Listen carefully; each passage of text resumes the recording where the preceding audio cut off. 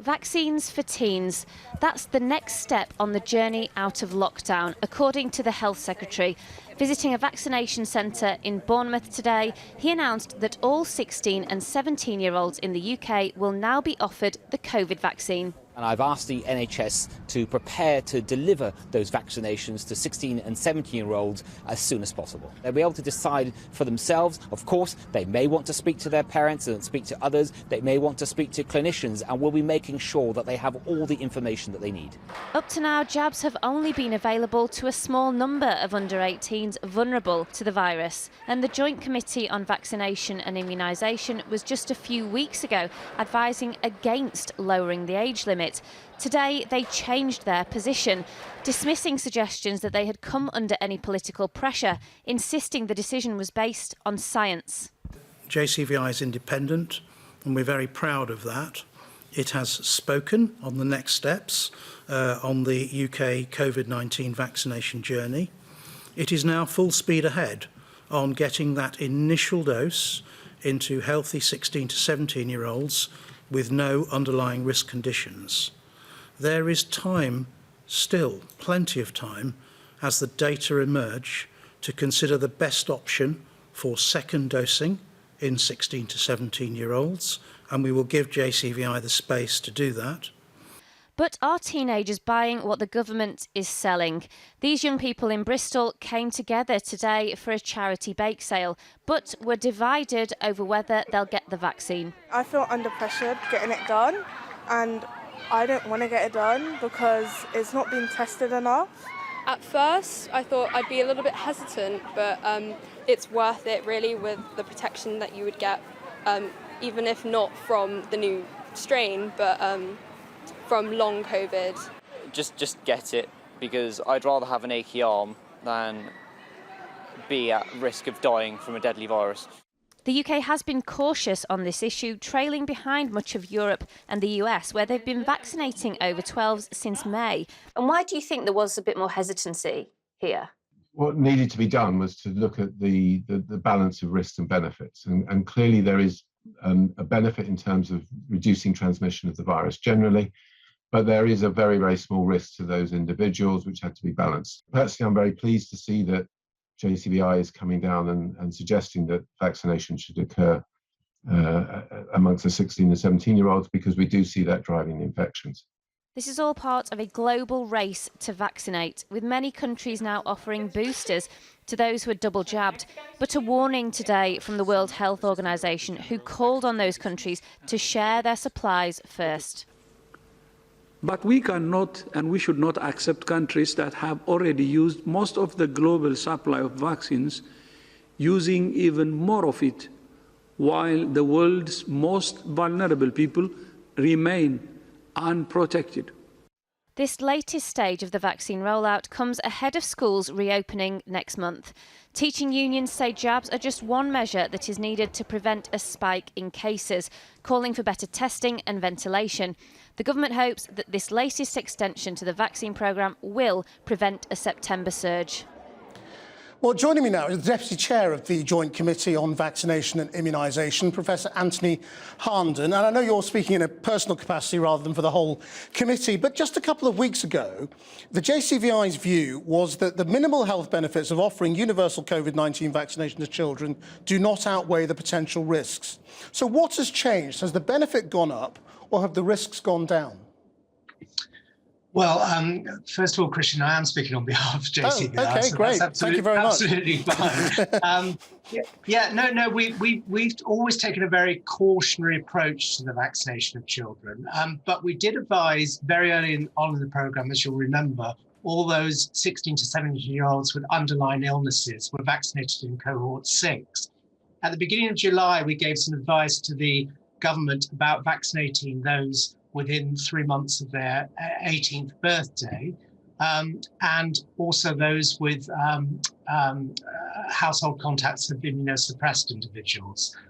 What we did over the next 4 weeks was we carefully went through all the data that was emerging from the United States, Israel, and other European countries about the heart inflammation safety signal that was coming from the Pfizer vaccine. And we've got a very much clearer idea of the rate of that adverse event. It seems to be more associated with the second dose than the first dose, and we felt confident on the basis of risk-benefit that we should be widening the offer of a first vaccination to those well 16 to 17-year-olds and review the situation with underlying illnesses with those 12 to 15. So this is a very stepwise approach. We haven't changed our opinion.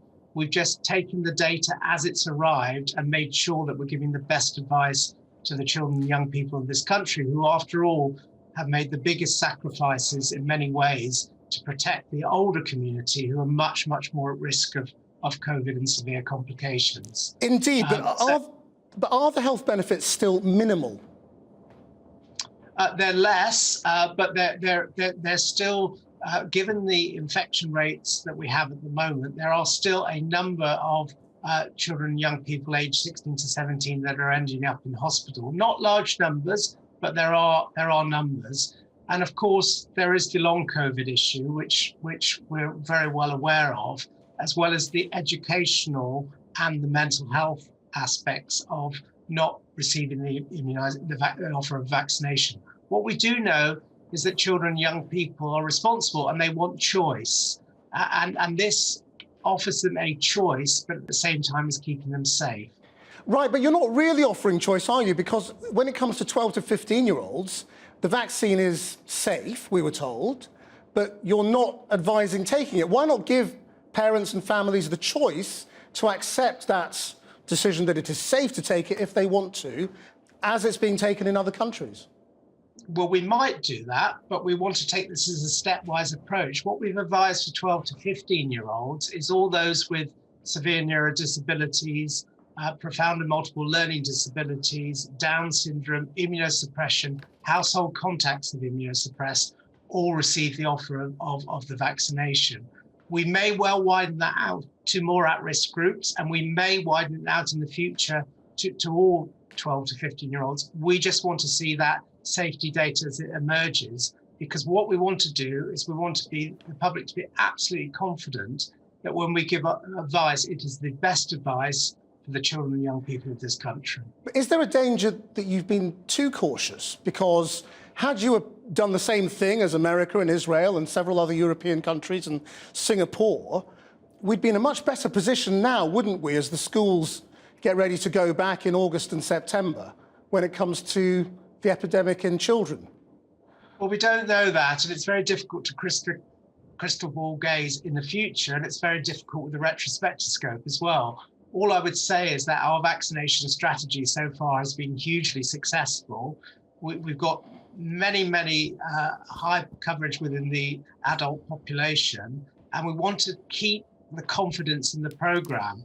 If we'd made the decision earlier and the safety signal had come out and we'd all felt that disproportionate young people were harmed by the vaccine, then it would damage the confidence of the overall program. So we've taken a cautionary approach to this, quite reasonably, and I think the public have got confidence in the JCVI advice and will continue to do so, and we will continue to be cautious, regard the evidence, take a stepwise approach and give the best optimal advice for the country. Can I just ask you about the third booster jab? There's a lot of speculation about this now.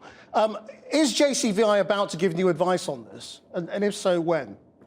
Well, we gave some interim advice about the booster campaign, mainly to allow the NHS to plan for the operational side of it all. We do believe that a booster is almost inevitable for the very elderly people and certain at-risk groups, particularly those in cohorts 1 to 4, and those later in the year in cohorts 1 to 9. But what we want to do is see the evidence behind the combination studies which have gone on, which we'll be reporting in August, as well as the combination study with the influenza vaccine. So there's a few nuances to be sorted out, but the broad direction is that we will have a booster campaign in the autumn, and we will decide which vaccine it's going to be, and whether we can mix that with the influenza vaccine or not. Professor Harnden, thank you very much indeed for your time.